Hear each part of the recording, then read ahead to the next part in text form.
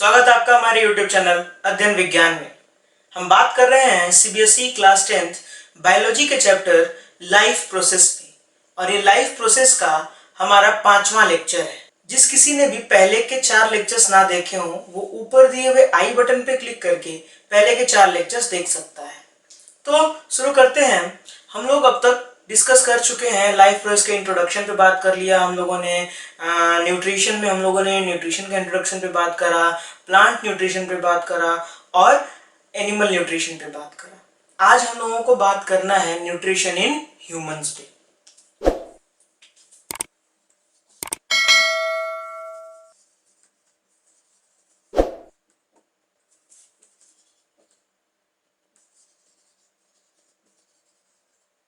आज हम लोग बात कर रहे हैं न्यूट्रिशन इन ह्यूमंस पे। तो ह्यूमन में जो न्यूट्रिशन होता है, वो एक कॉम्प्लेक्स सिस्टम के द्वारा किया जाता है। उस कॉम्प्लेक्स सिस्टम को हम लोग कहते हैं डाइजेस्टिव सिस्टम। ठीक है, ह्यूमन में जो भी न्यूट्रिशन का प्रोसेस होता है वो एक कॉम्प्लेक्स सिस्टम के द्वारा किया जाता है। उस कॉम्प्लेक्स सिस्टम को हम नाम देते हैं क्या? Digestive system. किससे होता है? तो ये किससे होता है? ये होता है हमारा डाइजेस्टिव सिस्टम से।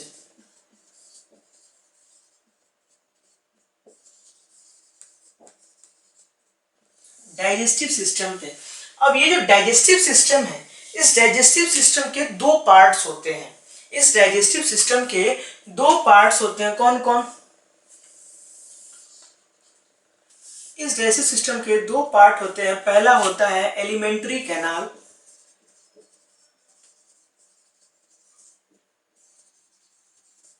और दूसरा होता है एसेसरी ग्लैंड्स।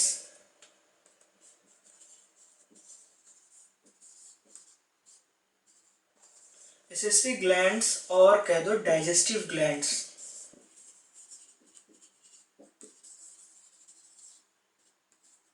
ठीक है, तो डाइजेस्टिव न्यूट्रिशन इन ह्यूमंस किसके द्वारा होता है? एक कॉम्प्लेक्स सिस्टम के द्वारा, जिसको हम क्या कहते हैं? डाइजेस्टिव सिस्टम कहते हैं। इस डाइजेस्टिव सिस्टम के 2 पार्ट्स होते हैं। कौन कौन? एलिमेंट्री कैनाल और एसेसरी ग्लैंड्स या डाइजेस्टिव ग्लैंड्स। ठीक है, अब जो एलिमेंट्री कैनाल जो होता है, इस एलिमेंट्री कैनाल में अलग अलग पार्ट्स होते हैं। जैसे सबसे पहले होता है बकल कैविटी, उसके बाद आता है ईसोफेगस, उसके बाद आता है स्टोमक, उसके बाद आता है इंटेस्टाइन। इंटेस्टाइन में भी 2 तरह के इंटेस्टाइन होते हैं, स्मॉल और लार्ज, और रेक्टम, और रेक्टम के बाद लास्ट होता है एनस। तो हमारे एलिमेंट्री कैनाल में ये पार्ट्स होते हैं। ठीक है, वहीं एसेसरी ग्लैंड्स देखें तो 3 एसेसरी ग्लैंड्स होते हैं। कौन कौन? सेलिवरी ग्लैंड, दूसरा होता है लीवर,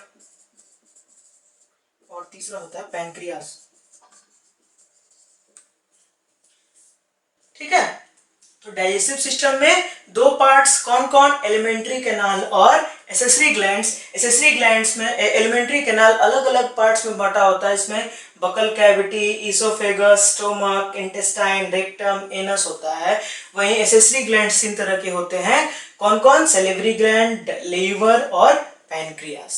ठीक है, तो बारी बारी से हम डिस्कस करेंगे सारी चीज को। तो शुरू करते हैं। हम लोग आज एलिमेंट्री कैनाल से शुरू करेंगे। ठीक है,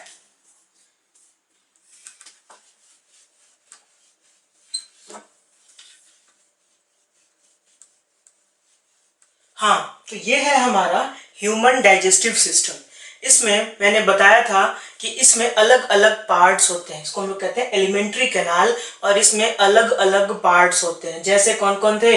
buckle cavity, oesophagus, stomach, liver, pancreas, large intestine, small intestine, rectum, appendix, anus, ये सब कुछ पार्ट्स होते हैं एलिमेंट्री कैनाल के। तो अगर देखा जाए तो ये बकल कैविटी, या फिर इसको हम ओरल कैविटी या माउथ कैविटी या फिर माउथ भी कहते हैं। ठीक है, तो ये और एनस दो ओपनिंग होता है एलिमेंट्री कैनाल में। एलिमेंट्री कैनाल में कितने ओपनिंग्स होते हैं? दो ओपनिंग्स होते हैं। एक होता है माउथ और दूसरा होता है एनस। माउथ से क्या होता है? माउथ से होता है इंजेशन और एनस से क्या होता है? ईजेशन। अब इंजेशन और ईजेशन क्या होता है मैंने पिछले लेक्चर में बता रखा है, तो पिछला लेक्चर देख लें, समझ में आ जाएगा। इंजेशन, यहां से क्या हो रहा है? इनटेक ऑफ फूड, फूड खा रहे हैं, तो माउथ में क्या होता है? इंजेशन और एनस में क्या होता है? ईजेशन। ठीक है, तो अगर कोई पूछे एलिमेंट्री कैनाल में कितने ओपनिंग्स? दो ओपनिंग्स। कौन कौन? माउथ और एनस। ठीक, अब माउथ के बारे में जानते हैं क्या क्या होता है। माउथ सिंपल होता है हमारा एलिमेंट्री कैनाल का सबसे शुरुआती पार्ट होता है, बिगिनिंग ऑफ एलिमेंट्री कैनाल। यहाँ पे क्या होता है? यहाँ पे होता है ग्राइंडिंग ऑफ फूड। ठीक है, फूड को ग्राइंड किया जाता है, उसको लुब्रिकेट किया जाता है।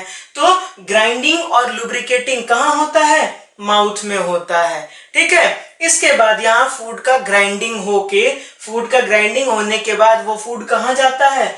इसोफेगस से होते हुए, इसको कहते हैं इसोफेगस या फिर फूड पाइप भी कहते हैं। तो इसोफेगस से होते हुए फूड आता है कहाँ? स्टोमक में। कहाँ आया? स्टोमक में। अब स्टोमक में क्या होते हैं? डाइजेस्टिव एंजाइम्स होते हैं, इस फूड का डाइजेशन होता है। ठीक है, फिर यहां से फूड जाता है कहाँ? स्मॉल इंटेस्टाइन में। स्मॉल इंटेस्टाइन में फूड का डाइजेशन कंप्लीट होता है और यहीं पे क्या होता है? जो न्यूट्रिएंट्स होते हैं वो ब्लड में मिल जाते हैं और ब्लड के हेल्प से वो बॉडी के एक एक पार्ट्स तक पहुंचते हैं। ठीक है, तो यहाँ पे क्या होता है? एब्जॉर्प्शन होता है और इसके बाद एसिमिलेशन होता है। उसके बाद जो अनडाइजेस्टेड फूड है, अब स्मॉल इंटेस्टाइन में फूड क्या डाइजेशन कंप्लीट होता है, यहाँ पे आते हैं अनडाइजेस्टेड फूड। अब यहाँ से अनडाइजेस्टेड फूड कहाँ जाएगा?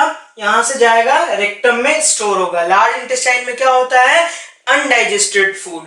अब यहाँ पे ये जाके रेक्टम में स्टोर होगा और उसके बाद एनस के थ्रू बाहर निकल जाएगा। ठीक है, तो हम बारी बारी से एक एक पार्ट को पढ़ेंगे। सबसे पहला पार्ट हम लोग को जो पढ़ना है वो है बकल कैविटी।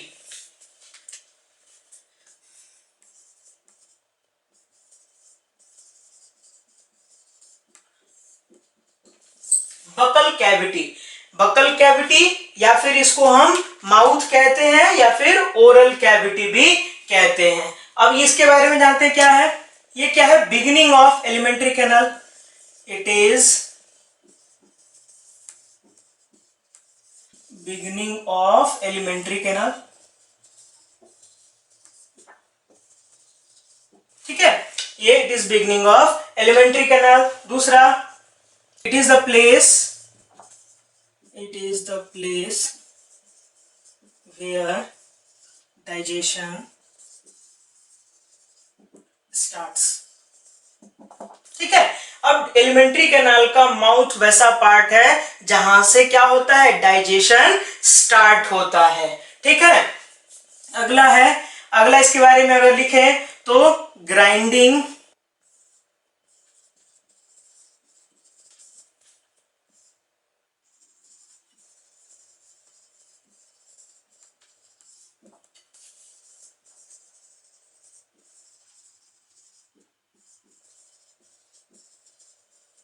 यहाँ पे क्या होता है? Grinding and lubricating of food. ठीक है, उसके बाद it comprises of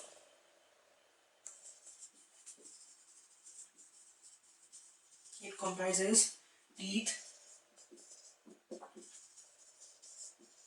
tongue,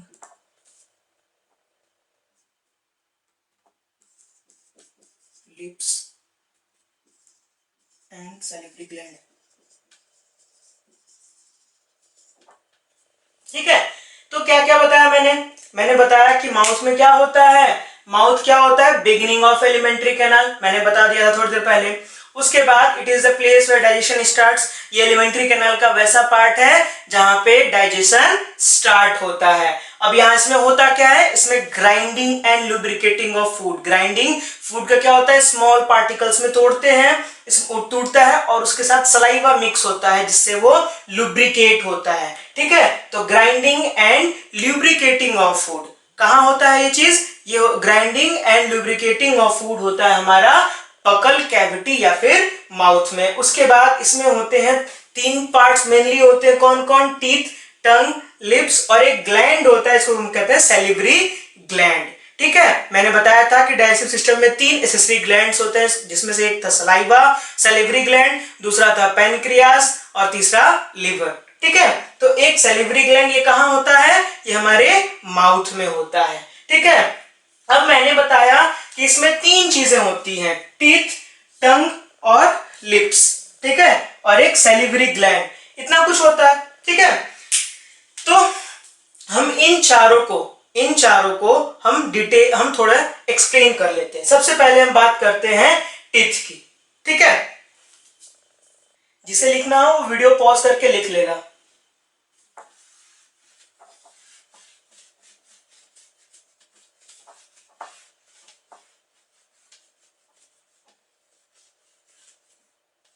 humans में टोटल 32 दांत पाए जाते हैं, जिनमें 4 तरह के दांत होते हैं। बात करते हैं उस पे हम लोग। ठीक है, तो ये जो दांत होते हैं ह्यूमंस में कितने होते हैं? टोटल 32 होते हैं। ह्यूमंस में कितने? ह्यूमंस में 32 तेज पाए जाते हैं। ठीक है, अब इनमें ह्यूमंस में हम लोग 4 क्वाड्रेंट बांटते हैं। ठीक है, 4 क्वाड्रेंट। ये नीचे वाला, ये जो 2 क्वाड्रेंट नीचे 2 क्वाड्रेंट ऊपर, ये हो गया लोअर जॉ और ये हो गया अपर जॉ। ठीक है, ऊपर का और नीचे का, लोअर जॉ और अपर जॉ। हर एक क्वाड्रेंट में कितने? 8 दांत होते हैं। ठीक है, हर एक क्वाड्रेंट में 8 दांत होते हैं। ठीक है, तो जो टीथ होता है ह्यूमंस में वो 4 तरीके का होता है। सबसे पहले इंसीजर्स, दूसरा कैनाइन, तीसरा प्रीमोलर और चौथा मोलर। ठीक है, तो ये 4 तरीके के दांत पाए जाते हैं ह्यूमंस में। ये जो इंसीजर होता है ये एक क्वाड्रेंट में कितना? 2 पाया जाता है। कैनाइन एक क्वाड्रेंट में 1, प्रीमोलर एक क्वाड्रेंट में 2 और मोलर एक क्वाड्रेंट में 3। ठीक है, ये टीथ का अरेंजमेंट होता है एक क्वाड्रेंट में। ठीक है, तो इंसीजर्स किसमें हेल्प करता है? इंसीजर्स किसमें? Cutting of helps in cutting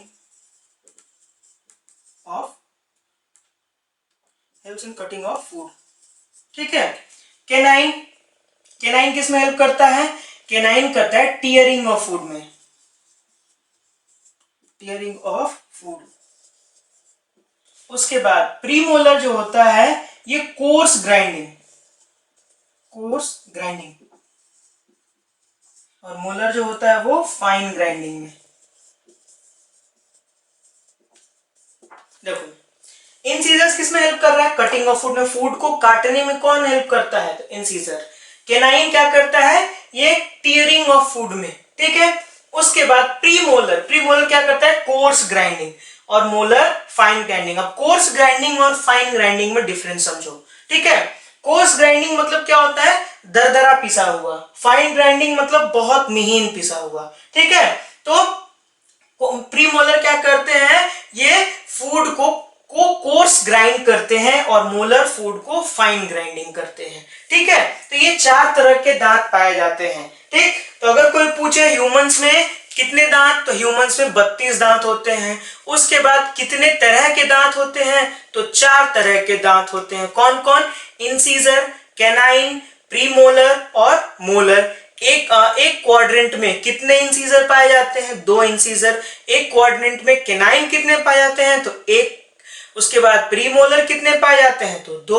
उसके बाद मोलर कितने पाए जाते हैं? तो 3। ठीक है, तो ये हो गया हमारा क्या? एक क्वाड्रेंट में 8 दांतों का अरेंजमेंट। एक चीज ध्यान देने वाली बात है, जो बच्चे हैं जिनमें मिल्क टीथ होता है, तो मिल्क टीथ में क्या होता है कि प्रीमोलर्स नहीं होते हैं और मोलर्स 2 होते। तो जो बच्चे होते हैं जिनमें मिल्क टीथ होता है, मिल्क टीथ वो क्या होते हैं? एक एज के बाद आके टूट जाते हैं, उसके बाद परमानेंट टीथ आता है। ठीक है, तो बच्चों में ये प्रीमोलर टीथ नहीं पाया जाता है और मोलर सिर्फ 2 पाया जाता है। ठीक है।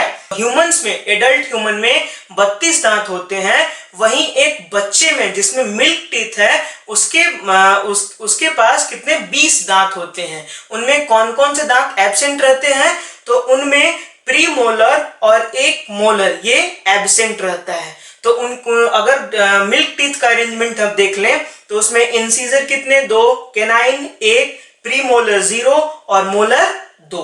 ठीक है, 2 1 0 2 एक क्वाड्रेंट में। समझ में आ गया? ठीक। उसके बाद टीथ के बाद आता है हमारा टंग। ठीक है, टीथ के बाद आता है हमारा टंग। तो अगर टंग के बारे में हम जाने तो ठीक है, टंग के बारे में सिंपल हम इतना चीज जानते हैं कि टंग क्या होता है। टंग हमारे माउथ में एक मस्कुलर पार्ट होता है, इसको हम टंग कहते हैं। ठीक है, इसका काम क्या होता है? इसका काम होता है सेंस ऑफ टेस्ट। ठीक है, हमारे फूड का क्या टेस्ट है ये हमको किससे पता चलता है? ये हमको टंग से पता चलता है। टंग के सरफेस पे बहुत सारे टेस्ट बड्स होते हैं जो हमारे ब्रेन तक ये इंफॉर्मेशन पहुंचाते हैं कि फूड का टेस्ट क्या है। तो सेंस ऑफ टेस्ट किससे पता चला हमको? सेंस ऑफ टेस्ट हमको पता चलता है टंग से, टंग के हेल्प से। टंग के सरफेस पे होते हैं गस्टेटरी रिसेप्टर्स, और उन गस्टेटरी रिसेप्टर्स का काम होता है टेस्ट को सेंस करना और ब्रेन तक ये इंफॉर्मेशन पहुंचाना कि इस फूड का क्या टेस्ट है। ठीक है, उसके बाद टंग का एक और काम है कि टंग क्या करता है?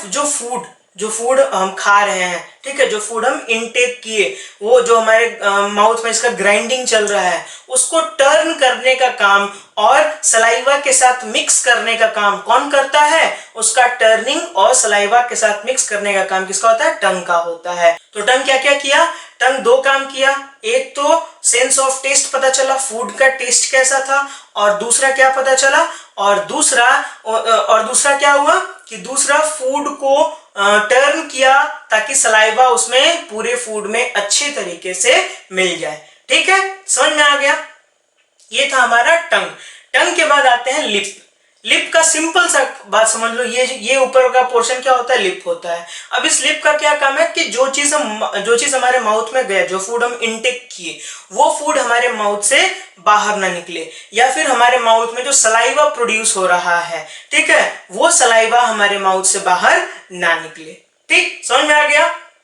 तो ये काम किसका था? ये माउथ का काम था। ठीक, दूसरा इसमें एक और ग्लैंड होता है, इसको हम सैलिवरी ग्लैंड कहते हैं। ठीक है, ये हमारे माउथ में पाया जाता है और ये क्या करता है? ये फूड को लुब्रिकेट करता है। ठीक है, लुब्रिकेट करने के साथ साथ ये एक और काम करता है कि फूड में जो बैक्टीरिया प्रेजेंट होते हैं, ठीक है, फूड में जो बैक्टीरिया प्रेजेंट होते हैं उनको मारता है। ठीक है, जर्म्स को भी किल करता है। ठीक है, तो इसका 2 काम हुआ। क्या? सलाइवा क्या किया? सलाइवा फूड के साथ मिक्स होके फूड को लुब्रिकेट किया, और दूसरा क्या किया कि फूड में जो जर्म्स थे उन जर्म्स को भी ये मार दिया। ठीक है, समझ में आ गया? तो ये था हमारा माउथ के बारे में मैंने क्या क्या बताया कि माउथ हमारे एलिमेंट्री कैनाल का ओपनिंग है, यहां से डाइजेशन स्टार्ट होता है। और क्या बताया मैंने कि माउथ में ग्राइंडिंग और लुब्रिकेटिंग ऑफ फूड होता है। ग्राइंडिंग का काम कौन कर रहा था? टीथ कर रहा था। लुब्रिकेट कैसे हो रहा है? सलाइवा से हो रहा है। इसको करने में हेल्प कौन कर रहा है? टंग कर रहा है। टंग का एक और काम था कि फूड का टेस्ट हमको बताएगा। टंग पे बहुत सारे टेस्ट बड्स होते हैं और ये टेस्ट बड्स इंफॉर्मेशन देते हैं ब्रेन तक कि फूड का टेस्ट क्या है। ठीक है, समझ में आ गया? इसके बाद हम लोग जानते हैं ईसोफेगस के बारे में। ठीक,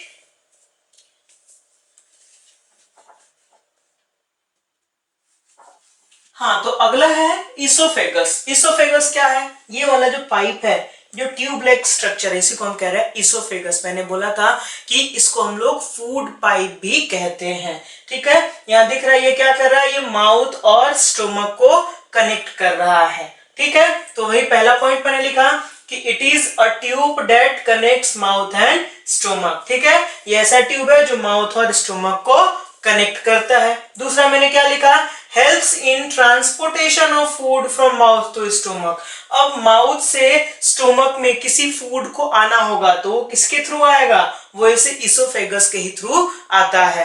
तो ईसोफेगस क्या करता है?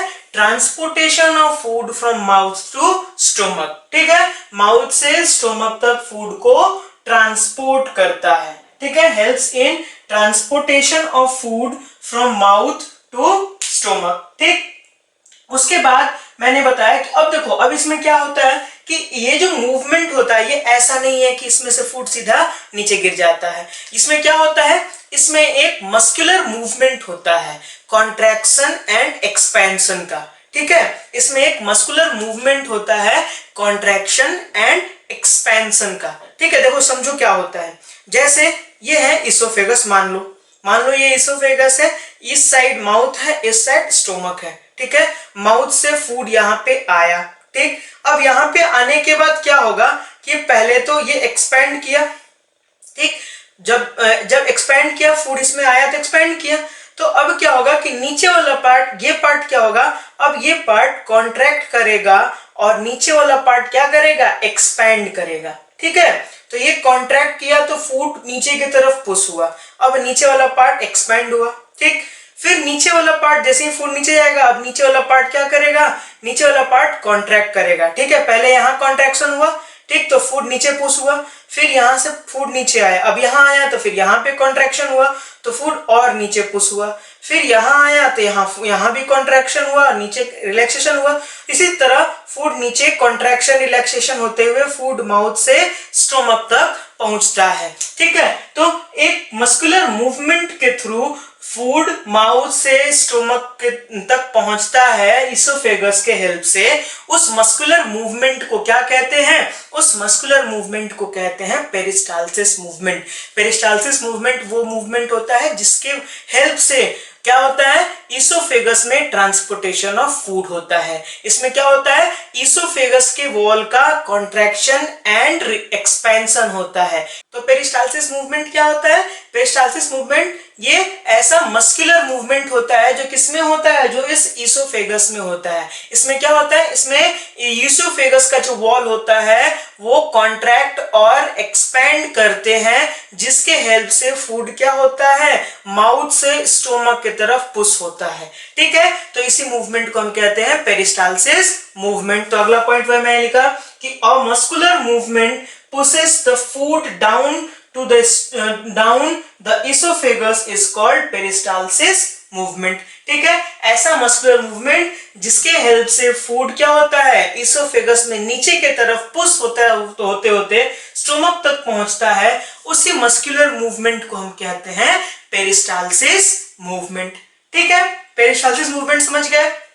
अब एक चीज और जानने वाली बात है कि ये जो कंठ है हमारा थ्रोट, ठीक है, यहाँ थ्रोट में क्या होता है, माउथ के एंड में और इसोफेगस के बिगिनिंग, माउथ का एंड और इसोफेगस का बिगिनिंग यहाँ पे कुछ यहाँ पे, ठीक है, यहाँ पे क्या होता है, एक फ्लैप होता है, ढक्कन जैसा होता है, जिसको हम कहते हैं एपिग्लोटिस। क्या कहते हैं, एपिग्लोटिस। ये क्या करता है, ये विंड पाइप और फूड पाइप को बंद करता है। ठीक है, अब जैसे जब हम फूड का इंटेक कर रहे हैं, जब फूड हमारे इसोफेगस में इंटर कर रहा होता है, उस समय ये एपिग्लोटिस क्या करता है कि ये विंड पाइप को बंद कर देता है ताकि कोई भी फूड पार्टिकल विंड पाइप में ना जाए। ठीक, उसके बाद जब फूड हम स्वेलो कर लेते हैं, जब फूड हमारे इसोफेगस में पहुंच जाता है, फिर ये एपिग्लोटिस विंड पाइप को खोल देता है। ठीक है, तो एपिग्लोटिस क्या करता है, एपिग्लोटिस एक फ्लैप होता है जो विंड पाइप को बंद करता है जब हम फूड का स्वेलोविंग कर रहे होते हैं, जब फूड हम निगल रहे होते हैं, उस समय ये एपिग्लोटिस विंड पाइप को बंद कर देता है। ठीक है, समझ में आ गया। एक चीज और जान लेना, मैंने बताया कि यहां से डाइजेशन स्टार्ट हुआ, ठीक है, और लेकिन ये इसोफेगस है, डाइजेस्टिव सिस्टम का एकमात्र पार्ट इसोफेगस होता है जहां पे कोई भी डाइजेशन नहीं होता है। इसोफेगस में बस एक ही काम होता है, transportation of food from mouth to stomach. बाकी यहाँ कोई डाइजेशन का प्रोसेस नहीं होता है। No digestion takes place. No digestion takes place in oesophagus. ठीक है, इसोफेगस में कोई भी डाइजेशन नहीं होता है। ठीक, समझ में आ गया। इसोफेगस के बारे में मैंने क्या क्या बताया कि ये एक ट्यूब है जो माउथ और स्टोमक को कनेक्ट करता है। ठीक है, दूसरा मैंने क्या बताया कि ये माउथ से स्टोमक तक फूड को ट्रांसपोर्ट करने में हेल्प करता है। जो फूड का हम इनटेक किए, जो हमारे माउथ में फूड है वो कहाँ गया, वो हमारे स्टोमक में गया। तो किसके हेल्प से गया, तो इसी इसोफेगस के हेल्प से गया। ठीक है, उसके बाद मैंने बताया कि यहाँ एक मूवमेंट के थ्रू, मस्कुलर मूवमेंट के थ्रू फूड पहुंचता है स्टोमक तक, और उस मस्कुलर मूवमेंट को हम लोग क्या कहते हैं, पेरिस्टाल्सिस मूवमेंट कहते हैं। उसके बाद मैंने बताया क्या लास्ट में कि इसोफेगस में कोई भी डाइजेशन नहीं होता है, यहाँ डाइजेशन नहीं होता है। ठीक है, समझ में आ गया। तो आज हम लोगों ने क्या क्या पढ़ा, आज हम लोगों ने माउथ पढ़ा, माउथ में 3 पार्ट्स, टीथ, टंग और लिप्स के बारे में पढ़ा। उसके बाद हम लोगों ने इसोफेगस के बारे में पढ़ा। नेक्स्ट डे हम लोग और आगे बात करेंगे। तो आज के लिए इतना ही, तब तक के लिए स्वस्थ रहें, मस्त रहें, इसी तरह मुस्कुराते रहें और बने रहें अध्ययन विज्ञान के साथ। अगर आपको मेरा वीडियो पसंद आया हो तो इसे लाइक करें, शेयर करें, हमारे चैनल को सब्सक्राइब कर लें और बेल आइकन दबा दें ताकि हमारे फ्यूचर वीडियोस के नोटिफिकेशन आपको मिल सके। जय हिंद, वंदे मातरम।